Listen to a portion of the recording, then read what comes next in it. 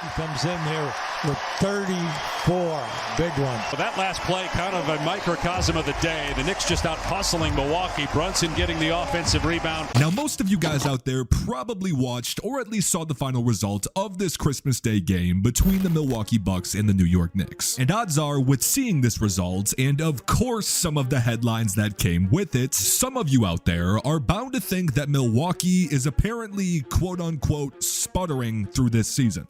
Like, really? Sputtering? Because, well, I mean, if a team that has the #2 offense in all of basketball has shown continual improvement in terms of their overall two-way presence on the court, and even not to mention has lost 2 total games in the entire month of December, is sputtering? I mean, at this rate, I just want to see what they have to do to be considered good.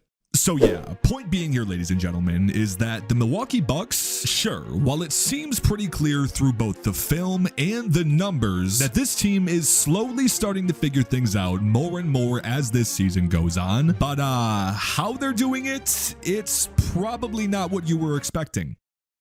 But before we get into that, today's video is brought to you by our friends at DraftKings. Now guys, you don't need me to tell you at this point. The holiday season is here, the NBA season is heating up more and more as the days go on, and our friends over at DraftKings Sportsbook, they want to get you in that holiday spirit. Because for any new customers who download the DraftKings Sportsbook app, use promo code HDIGEST and bet just $5, you'll receive $150 in bonus bets instantly. But if you're already signed up at DraftKings like I am, you can get a no sweat bet on any same game parlay or SGPX and receive a bonus bet back if it loses with max reward limits applying. And if sports betting isn't available in your state yet, there's always the DraftKings Daily Fantasy app. So again guys, download the DraftKings Sportsbook app. New customers use promo code HDIGEST and bet just $5 to receive your $150 in bonus bets instantly. That's promo code HDIGEST only at DraftKings Sportsbook.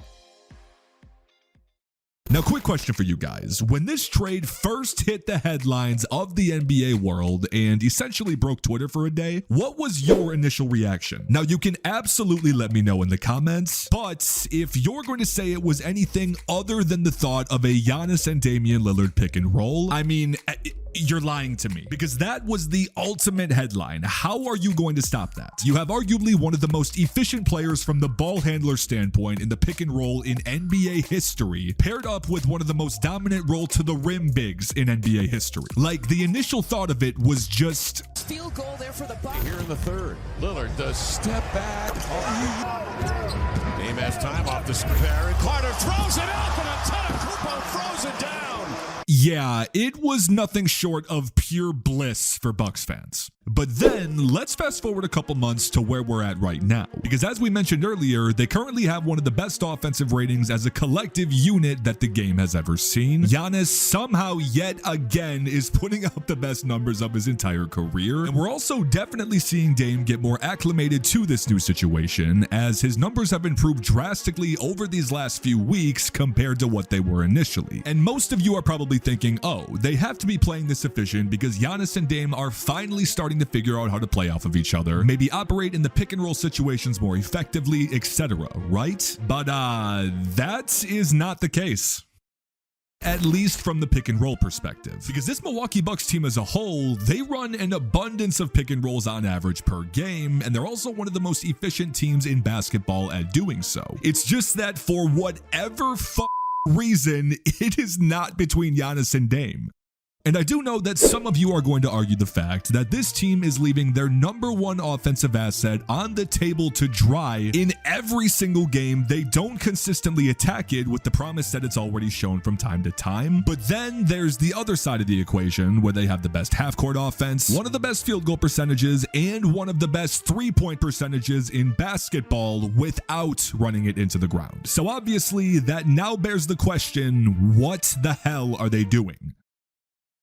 Now, if you guys have watched this team at all this season, you know that Milwaukee is one of the few in the league that is able to operate a very unique hybrid style of offense like the one they currently do. Because with their most consistent starting five this year of Dame, Malik Beasley, Middleton, Giannis, and Brook Lopez, it seems like new head coach Adrian Griffin does everything that he possibly can to confuse the living hell out of opposing defenses, and he does this more than ever by almost operating two different offensive sets at the same time. And for the most part, these can be divvied up into either a 5-out approach that you do see pretty constantly ran with these guys due to their ability to shoot from the perimeter, or even a 4-out and 1-in approach with either Giannis or Brook Lopez manning the middle. And in terms of just trying to figure out what set they're going to use on any given trip they take up the court, yeah, good luck. I mean, it could literally be anything from a combination of different pick and roll combos that you would least expect out of the personnel on the court, maybe even constant dribble handoff openings that you see this team also use frequently, as it leads to them being one of the most effective teams at scoring in the paint out of anyone in basketball, or even just the classic clear the lane, give Giannis the ball, let him command a wall of 4 or 5 in the middle, and somehow let them be able to use guys like Dame, Khris, and apparently Steph Curry reincarnated this season in Malik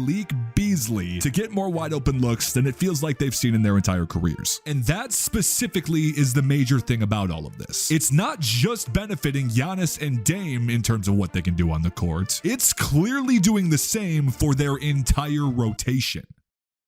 Just take Khris Middleton for a quick example here, because while the film probably won't make it that hard for you to realize, while a player of his stature being on a roster like this is leading to him having the second best overall shooting season of his entire career at this point, but also we've been seeing over the last couple of weeks this team sort of alternate possessions between both Khris Middleton and Damian Lillard in terms of who is necessarily initiating this half-court offense. And as you can clearly see, it allows for this team's two best shot creators to do what they do best, while also sometimes generating an absurd amount of wide open looks in the process for both of them. And both of these guys' perimeter numbers as of recently, yeah, I think they testify to that. But also, it's just the little things and even some of the slight adjustments that you see with this team that they never used to make in the past. Like with Brook Lopez, for instance, being the stretch big that he typically serves as, and definitely not being up to par in that department by his standards at least, you still see him constantly used in high PNR scenarios at the top of the key with guys like Damian Lillard to create that needed open space for him to get looks while also upping his interior presence. You've got the rest of the rotational pieces in new guys like Ajax, Marjan, Cameron Payne, vets in Bobby, Pat, and of course Jay Crowder when he returns, who, while many people say this is where Milwaukee needs to improve, they've been extremely efficient in terms of being pick and plug pieces. And guys, believe me, I know along with the rest of the world that this defense, yeah, it's not the prettiest, but if this is what their offense is doing without necessarily playing to their fullest strengths just yet, I am extremely curious to hear what you guys have to think about it. So please let me know in the comments, what has surprised you the most out of everything that we've seen from the Milwaukee Bucks up to this point in the 2024 season? And also, if you had to, predict what their record's going to be heading into the playoffs. But once again, thank you guys so much for watching. I appreciate y'all more than anything, and I will see you guys in the next video.